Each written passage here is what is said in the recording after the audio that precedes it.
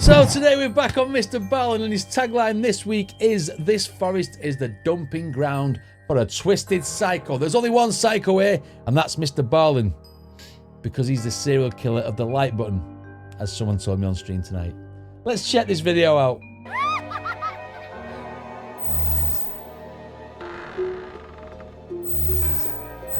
Okay, Mr. Ballen, I want to know what you do to the like button, and I also want to know who's the psycho. Let's go. Today's video is going to start out sounding like a pretty straightforward story about police trying to solve As they all do. But when you get to the end of this video and you hear the big plot twist, you'll see that nothing in the story is what it seems. Never but is. Before we get into that story, if you're a fan of the strange, dark, and mysterious delivered in story format, then you've come to the right place, because that's all we do, and we upload once a week.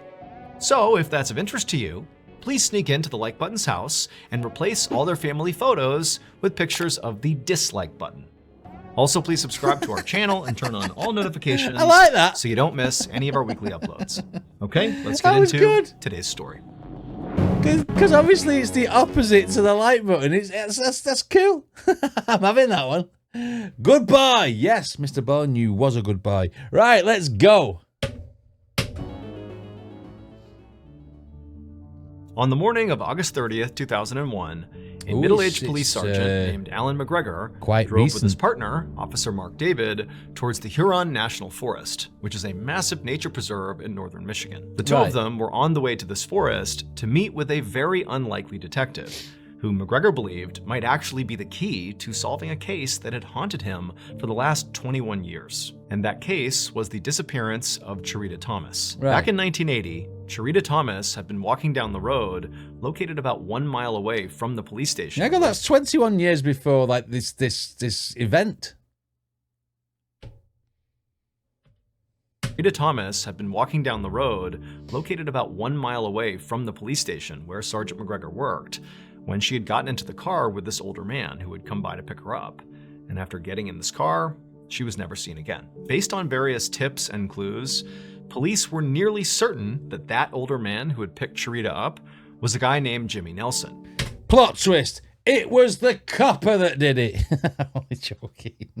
And their theory was he had murdered Cherita shortly after picking her up, and then afterwards disposed of her body in a particular section of the Huron National Forest. But the problem was, the police did not have any actual evidence that supported this theory. Their case against Jimmy was entirely circumstantial. In fact, they didn't even know if Cherita had really been murdered, because for the last 20 plus years, they had searched that particular section of the Huron National Forest, they'd gotten the FBI involved, they had chased down every lead, yet still, they had not found Cherita's body. So they really didn't know what happened. But as Sergeant McGregor neared the forest, he hoped that today would be the day that all changed. He pulled up by the entrance of the Huron National Forest, and he and his partner got their first look at their unlikely detective they were here to meet. And this detective was a Doberman Pinscher mix with... And that detective was... Snoop Dogg. detective they were here to meet. And this detective was a Doberman Pinscher mix with big floppy ears who was lying on the ground and panting and wagging his tail. His name was Eagle, and he didn't look like a stereotypical police dog because he wasn't a police dog. However, Eagle was the best crime scene sniffing dog in the entire world. His trainer, a 40-year-old woman named Sandra Anderson, was standing right beside him. Now, Sandra and Eagle were very famous in law enforcement circles. And so Sergeant McGregor and his partner were already well aware of their backstory. Sandra had actually adopted Eagle from a pound shortly before he likely would have been euthanized. And then after she adopted him, Sandra, who had made a career in teaching dogs how to sniff for cadavers, just sort of naturally on her off time, began training Eagle how to do it too. And amazing. Look at Mr. Ballen's neck here. It looks like he's been shot with a paintball. Do you know what I mean? Because they come up like that, bruises. Like that. I know it's off topic, it's off on a tangent. But I just clocked it there on his neck.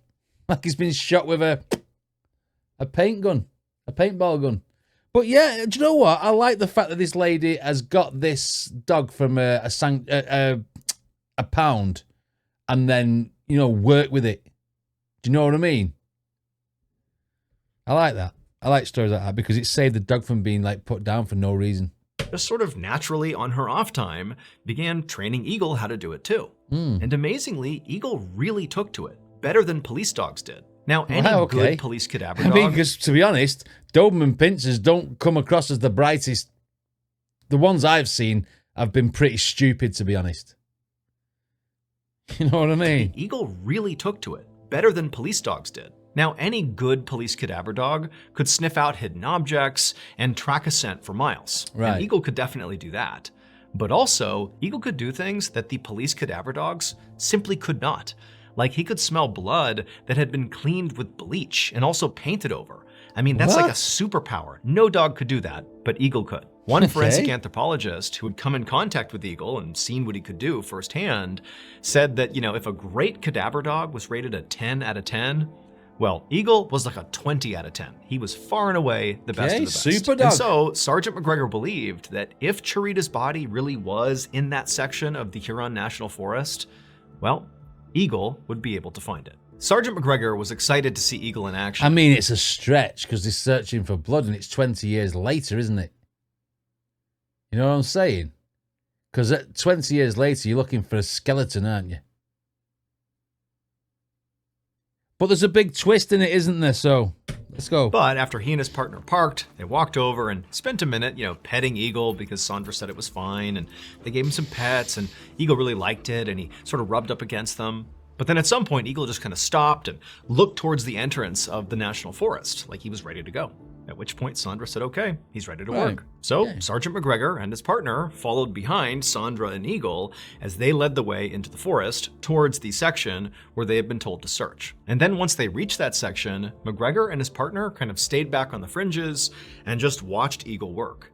And it was incredible. Now, McGregor and his partner had seen police dogs work before, so they were familiar with basically the pace at which these dogs would find something, which often, it would take some time. But basically, as soon as they got to this clearing, they're watching Eagle and he's sort of walking around, sniffing, looking for something. But then suddenly he stopped, turned, and made a beeline towards this tree. And when he got there, he began pawing at the ground like he had found something. Sandra, his trainer, kneeled down next to him to see what Eagle had found, and she saw as he continued to dig that there was something in the ground. And so she called out to McGregor and his partner, and they came rushing over. And sure enough, Eagle had found a human bone fragment. To be clear, this dog only finds human bones. And so it's not like it would be able to find a chicken bone and think it was a human bone. Basically, if it found a bone, it's a human. Damn, I was going to ask if we would hire it to dig up some fucking treasure or something, find some money in the ground. But it only does human bones. Disappointing. Able to find a chicken bone and think it was a human bone. Basically, if it found a bone, it's a human bone. McGregor and his partner were totally shocked here. I mean, they had really high hopes for the search, but to already be finding human remains in this particular section of the forest was revelatory. I mean, not only was it a big deal to find human remains here, but these could be Chiritas. This could be the key to unlocking this 2 decades old case. But Sandra, Eagle's trainer, did not seem shocked at all. This was pretty much par for the course. She smiled at the 2 investigators and kind of shrugged like, yep, this is what he does. She gave Well, when you work with a dog every single day and you've seen it every day, it's natural for you to feel that way, isn't it? You know what I mean? And that's credit to her training and stuff. I mean, just imagine if this dog had been put to sleep. This super sniffing dog, you know what I mean? Of course, she smiled at the 2 investigators and kind of shrugged like, yep, this is what he does. She gave him a treat. And then Eagle got up and just continued searching the area. You can always tell when Mr. Ballen's going to put a break in. It just fades out. When it comes back in, it goes, like that. There you go. After Sandra and Eagle had taken off, McGregor and his partner bagged the bone fragment and then just kind of continued to let Eagle do his work. And over the course of that day, Eagle just kept on finding more human bones. It was truly incredible. And then the next day, when they came back for a second search, Eagle found even more. It was like there were human bones all over the place. However, this was actually kind of typical for human remains that have been left out in the wild for a long time, like they believed Chiritas had been. The idea is, after the body is left there and decomposes, animals come along and break apart the bones and kind of carry them in different directions. There's weather, there's a bunch of things that affect the body that sort of gradually takes it and spreads it all over the place. But as alarming as it was to find this many human bone fragments in such a small area in this forest, at the end of that second search on the second day, McGregor, all he could feel was elation. He felt like Eagle had done the exact thing he was hoping he would do. Right. He had found the remains that very likely were Cherita Thomas's. McGregor thanked Sandra and Eagle profusely for their help, and then after saying bye to them, he and his partner went back to the station and they sent off the bone fragments to the FBI to be analyzed. And then after sending them off, they waited. The analysis would take several months, but in February of 2002, the FBI finally called McGregor. Now at this point, McGregor was very hopeful and sort of expected that these bone fragments would belong to Cherita. Right. But what they actually said shocked him, because according to the FBI, those bone fragments that Eagle had dug up did not belong to Cherita. Right. In fact, the bone fragments didn't even belong to a single person. They belonged to 3 different people. There you and when go. McGregor heard Dumping this, ground. his blood ran cold, because he wasn't thinking, oh boy, this totally blows up the case. Instead, he's thinking, 3 more I bet murders. Cherita is out in that forest. We just haven't found her yet, and if we keep using Eagle, we will find her.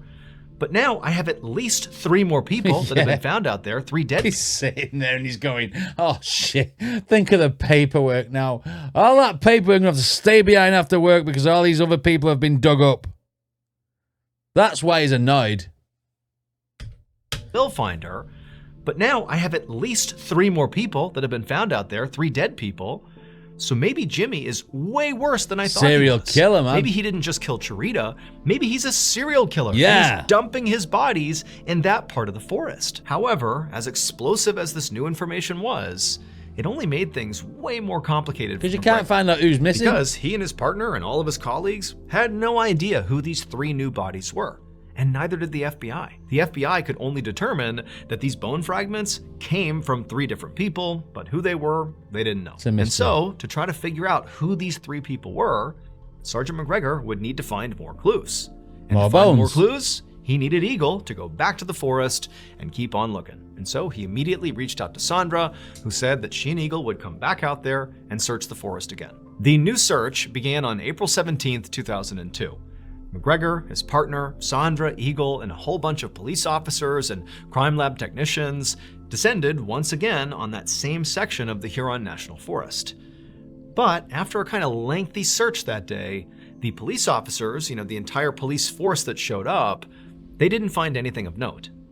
But Eagle, he did. Of course he did. Eagle had sniffed out a human knuckle bone in a dried out stream bed. When this discovery was made, Officer McGregor was elated because it was like, once again, we are finding evidence that's going to help him break this case he has been trying to crack for 20 years, right. Which now might actually be way bigger than he thought it was. It might not just be the murder of Cherita. This might be the hunting grounds or the dumping grounds of a serial killer who killed Cherita Thomas.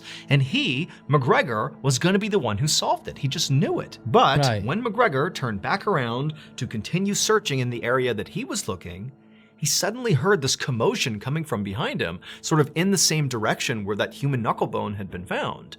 And he turns around and he sees what looks to be some sort of physical altercation happening amongst 2 people. He can't really tell who it is, but there's screaming happening. It's total chaos. And so, having no idea what was going on, McGregor abandoned his search, turned, and ran to go break it up. And after this fight was broken up, another major discovery was made. But it was not another bone. It would turn out the person who was dumping bodies in this section of the Huron National Forest was not a serial killer, nor was it Jimmy Nelson. Instead, the real culprit was actually one of the investigators who was out here doing this search right now. Eagle was not the world's greatest cadaver-sniffing dog. In fact, Eagle was not even a cadaver-sniffing dog at all. She's been taking bones from a crime lab or something, or from fucking graves, putting them in the ground, giving him a treat every time he digs them up, because she's planted him. Oh, tell you what. In fact, Eagle was not even a cadaver-sniffing dog at all. And his trainer, Sandra, was well aware of that, because this was all a big act. It would turn out, when Sandra and her dog were called out to a site to perform a search, Sandra would show up with a stash of human bones tucked into her clothing, right up against her skin. And then once the search began, she would discreetly pull little bone fragments out and drop them on the ground in front of Eagle, who would immediately notice them and alert people to them, making it seem like Sandra and her dog had once again saved the day. Sandra did this dozens of times across dozens of searches all over the country, all because she loved the thrill of watching the police discover her crimes in real time. Sandra had been successfully searching for body parts that she herself had planted for years without anybody being remotely suspicious of her. However, during the search for Cherita Thomas, Sandra got caught. Right before that fight broke out on that last search, Sandra and her dog had stepped off to the side and believed nobody was watching them, and Sandra bent down and pulled a bone fragment out of her sock and was about to place it, but then realized a crime lab technician was clearly watching her. She had been caught. And so the crime lab technician went up to Sandra to call her out on it. You know and Sandra, who knew she was caught, began to panic and pretended that she was being attacked by the crime lab technician and made a whole scene about it. That's what McGregor heard when he turned around and wondered if there was a fight going on. There was no fight. It was just Sandra, again, being caught red-handed. But as awful as Sandra's actions sound, she didn't actually kill anyone. Instead, during her years-long run of fraudulent searching, she had been stealing pieces of medical center cadavers and using those. Sandra ultimately pleaded guilty to multiple felonies, including falsifying evidence and obstruction of justice. So she was sentenced to 21 months in prison. After she was caught, the FBI had to go back and reevaluate 50 murder cases that Sandra and Eagle had been involved in. Luckily though, during this examination, they discovered that in all of these cases, they did not hinge on evidence that Sandra had found. Thank God. And so there were no convictions that were overturned. As for Jimmy Nelson, he was eventually convicted of Cherita's murder. However, his conviction was overturned. Because he never found a body. It had nothing to do with Sandra and Eagle. The evidence used to overturn it was completely separate. And so to this day, we still don't know what happened to Cherita. And her body, probably in her pocket. Bet bits of hers in her pocket. For God's sake, what a dick. Separate. And so to this day, we still don't know what happened to Cherita. And her body has still not been found. As for Eagle, nobody was mad at him. And he retired from working crime scenes and got as many treats as he wanted until he passed away peacefully in 2003. Wow.